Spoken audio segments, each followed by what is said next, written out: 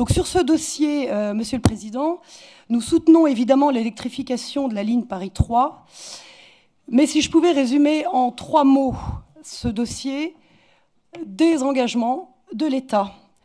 Le peu de cas fait de cette ligne par les pouvoirs publics démontre un manque de vision de la part des gouvernements successifs sur l'aménagement du territoire. Ça revient à ce que je disais tout à l'heure.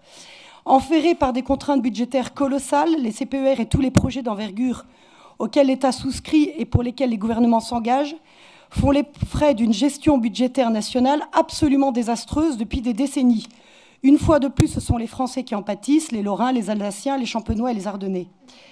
À cela s'ajoute la dilution du pouvoir de décision dans les méandres excessivement décentralisés des circuits décisionnels. L'horizontalité se conçoit bien évidemment dans certains cas, on l'a vu, mais dans d'autres, une dose de verticalité est essentielle.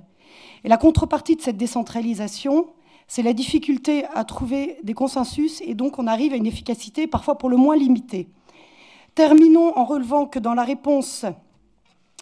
sa réponse du 25 juillet 2018, Madame le ministre des Transports affirme que l'État continuera à mobiliser sa participation en fonction des orientations qui seront adoptées dans le cadre de la loi d'orientation des mobilités. Cette loi d'orientation des mobilités sera mise en débat début 2019, programmée pour une phase allant de 2018 à 2037 quand même. Bienvenue au dictateur à vie pour chapeauter cette loi. Donc, il y a tout lieu quand même de se poser des questions. On l'avait évoqué en commission et je ne pouvais pas laisser passer ça. Moi, perso, j'y crois pas. Le désengagement de l'État étant total, personnellement, je n'y crois pas un seul instant. Si vous voulez y croire, tant mieux pour vous, mais on a le droit d'émettre un doute énorme sur le sujet.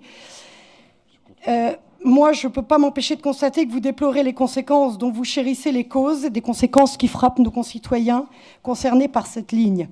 Néanmoins, au nom de l'intérêt général, nous votons pour cet avenant.